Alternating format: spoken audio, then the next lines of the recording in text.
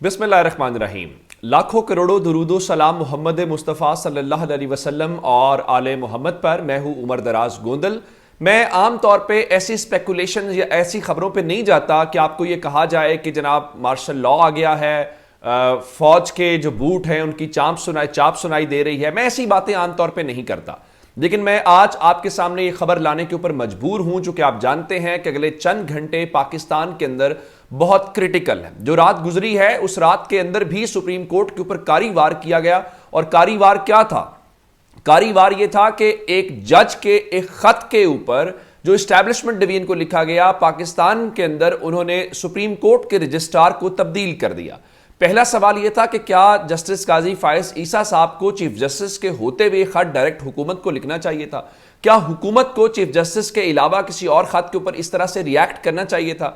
यानी 5, साढ़े 5, 6 बजे खत जाता है, 8, साढ़े 8, 9 बजे हुकूमत 3-4 घंटों में यूं। तो ये चीजें रात को हमें दिखाई दे रही थी। और उसके बाद अब वो हुकूमत हमदर्दी कार्ड खेल रही है कि हमें सुना नहीं गया और ये है वो। हालांकि वही हुकूमत जो कह रही थी हमें इस बेंच पे इत्मीनान नहीं है और वो कह रहे थे हम फैसला नहीं सुनेंगे। अब मैं आपको इससे खबर क्या देना चाहता हूं?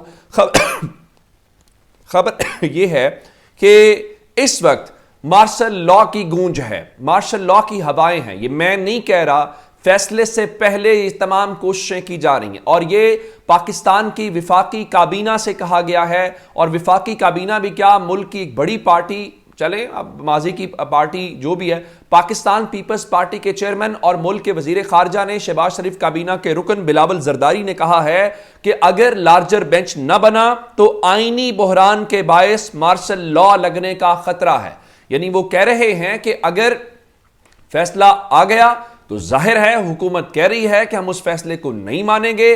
अगर नहीं मानेंगे तो वो कह रहे हैं कि आईनी बहरान इस हद तक जाएगा कि मुल्क में मार्शल लॉ लग सकता है। और उनके मुताबिक मुल्क की सियासत यरगमाल हो चुकी है और उनका इलेक्शन के इल्तवा पर बनाया गया 9 रुकनी बेंच अब 3 रुकनी रह गया है। बेहतर है इस मामले पर चीफ जस्टिस आइन के मुताबिक एक लार्जर बेंच तश्कील दें। और कहा कि अदलिया का माजी हमारे सामने है। पाकिस्तान पीपल्स पार्टी को इमरान खान की मकबूलियत का कोई खतरा नहीं, पीपल्स पार्टी हर वक्त इलेक्शन के लिए तैयार है। बिल्कुल ठीक है, इलेक्शन लड़े।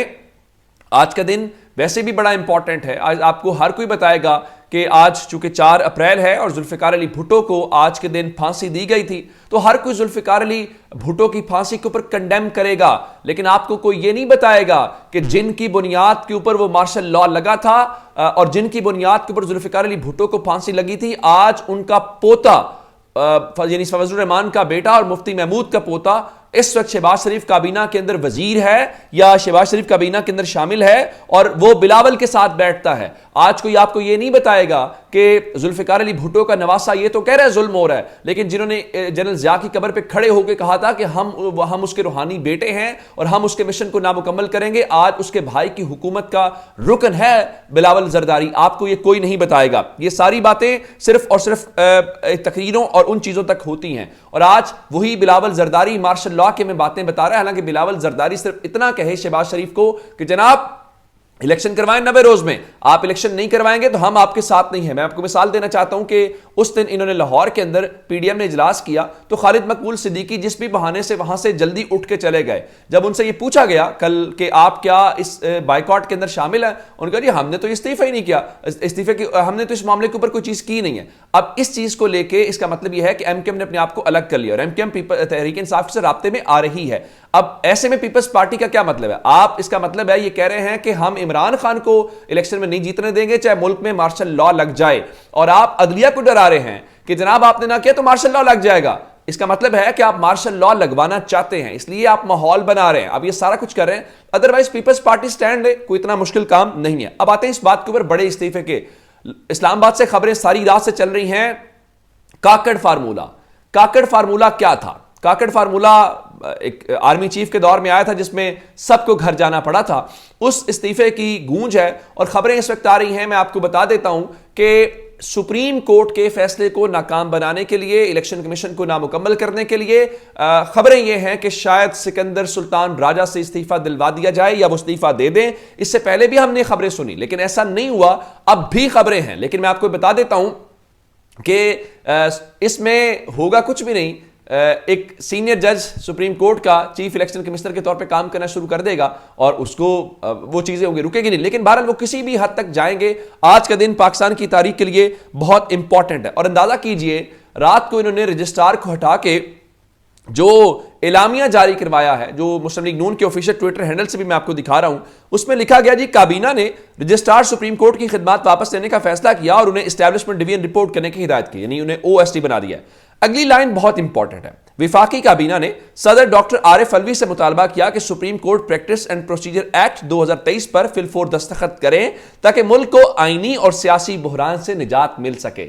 ये कौम को क्या समझते हैं? यानी वो कह रहे हैं कि जो सदर के पास 14 दिन का इख्तियार है वो भी इस्तेमाल ना करें, आप फौरी साइन करें, उसके बाद हम फ्लूज कर दें चीफ जस्टिस को। भाई अभी तो आर्टिकल 186 चलना है। मैंने आपको खबर दी हुई है कि सदर इस बिल को एक रेफरेंस की सूरत में, एक क्वेश्चन की सूरत में अगर सुप्रीम कोर्ट भेज देंगे, फिर क्या करेंगे आप? तो इनके लिए वो चीजें इतनी आसान है नहीं जितनी ये चलाना चाह रहे हैं। और इनके डर और खौफ का अंदाजा इस बात से लगा लीजिए कि रात को इन्होंने क्या किया कि काबीना का इजलास बुलाया, स्पेशल इजलास हंगामी तौर पे, और डरे इतने हुए हैं आज सुप्रीम कोर्ट के फैसले से कि शहबाज शरीफ ने आज फिर काबीना का इजलास बुला लिया है और 24 घंटों से भी कम वक्त के अंदर ये विफाकी काबीना का दूसरा इजलास होगा। आज दिन 1 बजे पार्लियामेंट हाउस के अंदर बुलाया गया है ये इजलास, और चूंकि सुप्रीम कोर्ट का जो मुमकिन फैसला है उसके ऊपर मुशावरत की जाएगी। अटॉर्नी जनरल और वजीर कानून जो है वो इसके ऊपर ब्रीफ करेंगे। बिल्कुल ठीक है, ऐसा होना भी चाहिए। लेकिन आज के दिन के हवाले से हम सबको सीखना है, और सबको सीखना क्या है कि जनाब जो गैर जमहूरी कुव्वतें हैं उनके रास्ते में रुकावट बननी है और अवाम को हक देना है। आज 4 अप्रैल जुल्फिकार अली भुट्टो जैसा पॉपुलर आदमी इस मुल्क के अंदर मारा गया, इसको मार दिया गया। आप देख लीजिए, वो जो मारने वाले थे वो भी साथ बैठे हुए हैं, जिनकी वजह से मारा गया वो भी साथ बैठे हुए हैं, और जिनका मारा गया वो भी साथ बैठे हुए हैं। ये है इस मुल्क की सियासत, ये है वो सब कुछ। जरा अहम डेवलपमेंट रात की अहम डेवलपमेंट ये है कि जनाब बरतानवी, जब भी पाकिस्तान के अंदर कोई हालात वाकयात ऐसे होते हैं, आप माने या ना माने, कुछ ताकतें यहां पे एक्टिव हो जाती हैं। आप नाम लेना चाहते हैं, अमेरिका का असर रसूख है यहां पे, बरतानिया का असर रसूख है यहां पे, अरब ममालिक का यहां पे असर रसूख है हमारे ऊपर, इसमें कोई शक वाली बात नहीं है। ये कोई भी हुकूमत कोई भी हो, सब कुछ ये चलता है। अब रात को बरतानिया के जो हाई कमिश्नर यहां पे आए हैं क्रिस्टियन टर्नर की जगह के ऊपर, वो एक वफ्द की सूरत में पहुंचे हैं जमान पार्क, और जमान पार्क उन्होंने इमरान खान से मुलाकात की है। और इस सारी सिचुएशन के दौरान आपने नहीं भूलना कि जब ऐसी सिचुएशन होती है तो ये आलमी ताकतें पाकिस्तान में रोल प्ले करती हैं। अब आप कहेंगे कैसे? मैं आपको एक मिसाल देना चाहता हूं। जब जनरल मुशर्रफ और बेनजीर ये आपस में मिसाक जमहूरियत नवाज शरीफ और बेनजीर कर चुकी थी, तो उस वक्त अमेरिका ने मुशर्रफ का और बेनजीर का एग्रीमेंट करवाया, और कोंडोलीजा राइस जो हैं उन्होंने अपनी किताब के अंदर ये लिखा भी और उसकी वो तस्दीक भी करती हैं। तो ये मुलाकातें इनको अपने सरफे नजर नहीं करना कि सारी सिचुएशन में ये चीजें तब्दील होती हुई जो हमें दिखाई दे रही हैं। अच्छा, एक बड़ी इंटरेस्टिंग बात, ये जो मैं मार्शल लॉ वाली बात और ये सारी सिचुएशन कर रहा हूं, तो रात को कुछ खबरें ऐसी भी आई कि गवर्नमेंट परेशान है, उनके ख्याल में न्यूट्रल्स कोई हद से ज्यादा ही न्यूट्रल्स हो गए हैं। दूसरे नंबर के ऊपर मतीउल्लाह जान के शो में और कहीं बात करते हुए मजहर अब्बास साहब जो हैं बड़े सीनियर सहाफ़ी हैं, ज़ाहिर है उन्होंने सारा कुछ देखा है, तो मजहर अब्बास साहब से पूछा गया कि बिलावल कह रहे हैं कि मार्शल लॉ लग सकता है। उन्होंने कहा मेरे लिए ये मसला नहीं है मार्शल लॉ लग सकता है नहीं, मेरे लिए परेशानी ये है कि बिलावल भुट्टो जरदारी जो जुल्फिकार अली भुट्टो के निवासे हैं, कहीं वो मार्शल लॉ लगने के ऊपर मिठाइयां ना बांटें कि शुक्र है हमारी जान छूट गई, शुक्र है कि इमरान खान का रास्ता भी रुक गया, अब आपस में बाद में देखा जाएगा। अच्छा, एक और बात है, इमरान खान फिर भी मुल्क में टिक के रहेगा अगर कोई ऐसी सिचुएशन हुई, अल्लाह ना करे कभी ऐसा हो।